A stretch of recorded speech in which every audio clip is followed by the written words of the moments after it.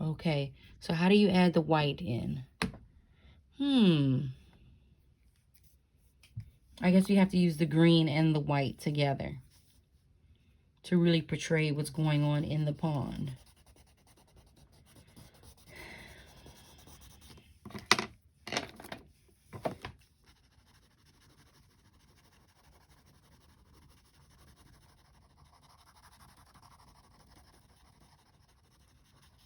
So I'm going to begin to go ahead and add in some of my lily pad pieces after I get this reflection in the water. There's a little bit of red reflecting in the water. So I want to make sure I grasp all of that with this red here. Here's a little bit of red off here onto the side. Maybe what I can do is add in some gray. And the lily pads are here in the water.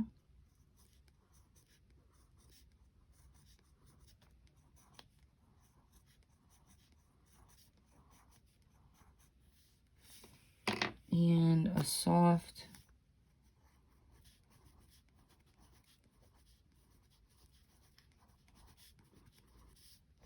blue, the soft blue, and a little bit of red.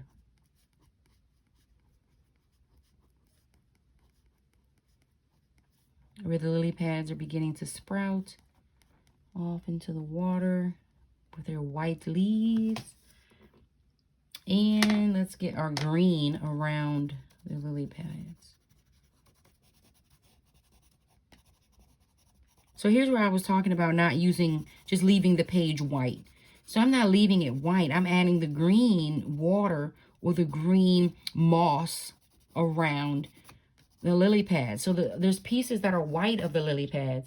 But because I've because I've added the green around it, we just don't have that one image there. Sometimes I have a lot of students who want to leave white into the piece and just say, oh, I'm done. You're not done if you have big white areas on your work. Okay, so right over here too in our water, it's more of a darkening I'm beginning to notice. So we want to make sure we add that darkening in the area here of the pond, our pond moss. And then let's get our lily pads back in the water again. Near this green grass here, our pond grass.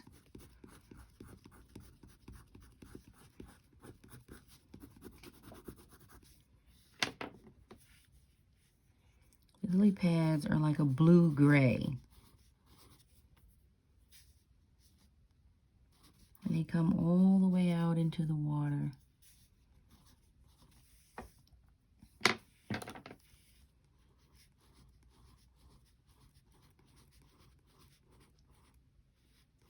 I'll add some green. Like they're sprouting. They're beginning to sprout.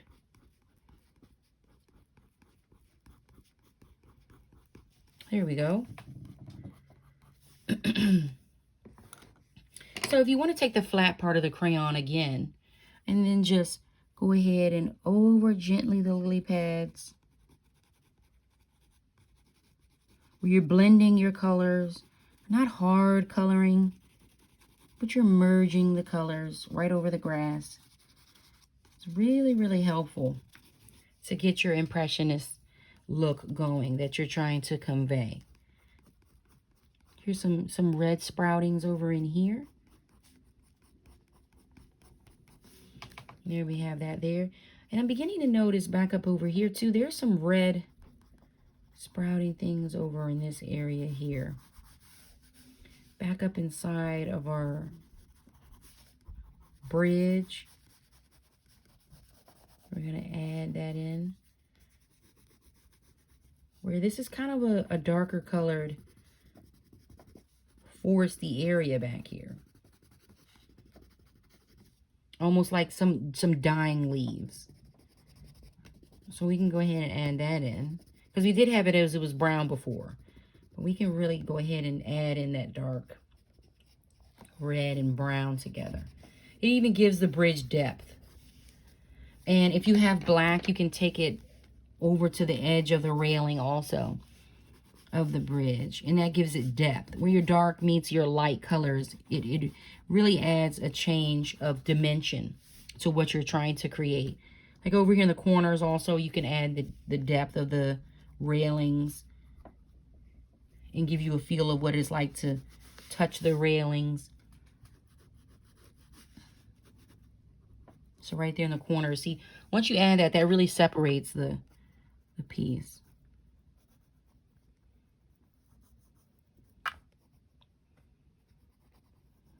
There we go. Okay, and this railing comes up here. Remember, there are two railings because the bridge is not 2D. The bridge is more 3D. And so right under here, too, to add the darker color, that's you can bring that red in on the blue. Right under here.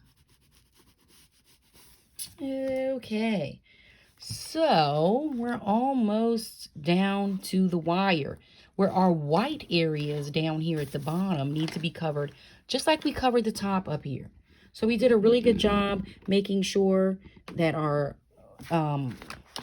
drawing has all of the top covered in our Monet. So let's fill it in down in here. Now the water gets blacker closer to the edge of the piece. Down in here, the water gets really dark. So I'm going to use my reds and blues, a little bit of black, to really get in here and darken this area.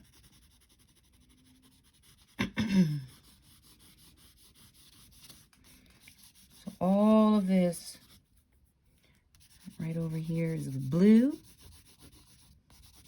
Lily pads are sitting over here on top of the water here too. So lily pads need to go here. I use my gray to bring in some lily pads that are sitting right on top of the water.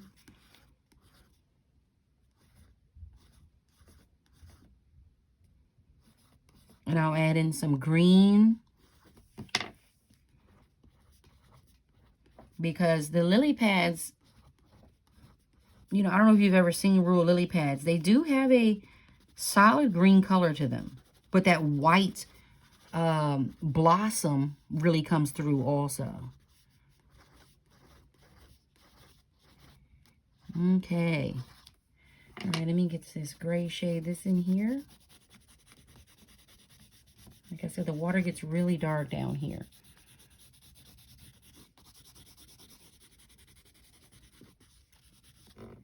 You can always erase crayon too. People don't realize that crayon is erasable. So if you feel as though, oh, you know, I made a mistake, I don't like the colors that I did here at the bottom, you can just go back in with an eraser and, you know, add some white areas that were not white previously. So here is the basis of your Claude Monet. And if you want to be fancy, you can make sure that these lily pads have a real definition on the top of them. And like I said, you can bring in your eraser and erase what you don't like on your drawing. I'll give you an example of that before the video ends right here. So this lily pad right here was kind of dark on the inside. And I want to make sure that it's not that way, so I can get an eraser, erase. And then to highlight that there's a white area here in the inside of the lily pad, I go ahead and add some white. But another trick is to darken around the area that's supposed to be staunch white. So when you come in with your green and then you darken around the lily pad, that white area is highlighted more than the rest. So it's like the lily pad has that really heavy blossom right there in the middle. And I can even add like a second leaf. If I get my eraser and erase right in there. So then there's like 2 leaves, and then I'll add in a third. Make sure your eraser is clean as you're erasing. Don't have a dirty eraser trying to add in lily pad white leaves. That's not going to work. Alrighty.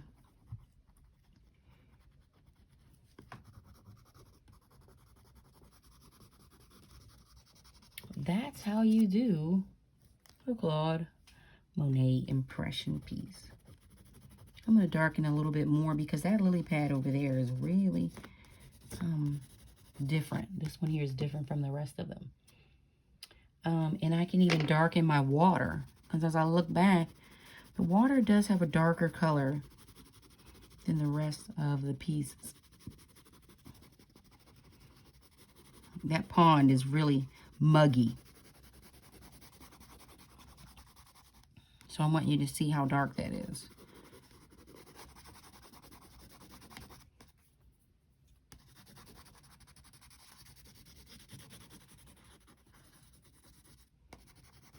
And then if it's super, super muggy, we can just add this over top to get what we're looking for. There you have it. Everything has been colored in. And I can even add a little more blue over here. Because remember, we had long hanging leaves here. Long hanging vine, almost like leaves. So they had a long line to them, which was different from our circles that were over here at the top, right over up here.